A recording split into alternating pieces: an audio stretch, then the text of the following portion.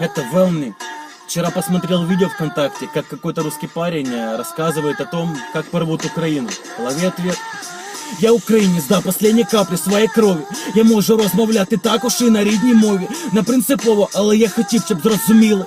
Мене ті скоти, що дерлися до України. Ви тут не бажані гості, не випробовуйте злості. України сміє добре так ламати кості. Ви там у Раші добре чули про коктейлі наші. І скоро Путін їх відвідає у своїй пащі. Відкрий карту України, подивись міста. Це все наше навіть до маленького села. З самого дитинства я відпочивав у Криму. Тепер я чую, наші всі хотять скоріш Москву. Москва сльозам не вірить, точні як і ми ці басні. Хто хоче, не питання, побажаєм тобі щастя. Купи білет, сідай на потяг і рушай до мрії. А я живу і буду жити в рідній Україні. Если мы хохлы, так получает тет хохла. В один голос крикнем ПТН, ПНХ. Зачем ты ссоришь братские народы на века? Киев и Москва, ПТН, ПНХ. Если мы хохлы, так получает тет хохла. В один голос крикнем ПТН, ПНХ. Зачем ты ссоришь братские народы на века?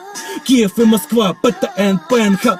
Второй куплет на русском, чтобы поняли, не наши или наши. Короче, те, кто живет в Раше, мы живем не на Украине, а мы в Украине. Нам мы посылаем Путина, что ссорит нас с Россией. Вы называете нас бандеры, экстремисты, радикалы, террористы. Все слова с концом наисты. За то, что защищаем наше право на свободу. Право на свободу, Богом данное народу. А мы устали молчать, ни грамма нет доверия. Потеряно, оно давно осталось лишь презрение. Хотим нормально жить, народ восстал за свою волю. За долю Украины, слава каждому герою. Слава ультрас и правым, слава всем на Майдане. Каждой сотне слава тем, кто жаль уже не с нами. Я українець, і в останній строчці рідна мова. Україна єдина, зрозумійте, Вова. Если мы хохлы, так получает тет хохла. В один голос крикнем ПТН, ПНХ.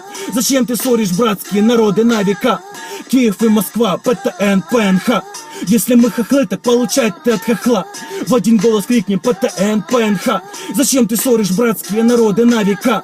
Киев и Москва, ПТН, ПНХ.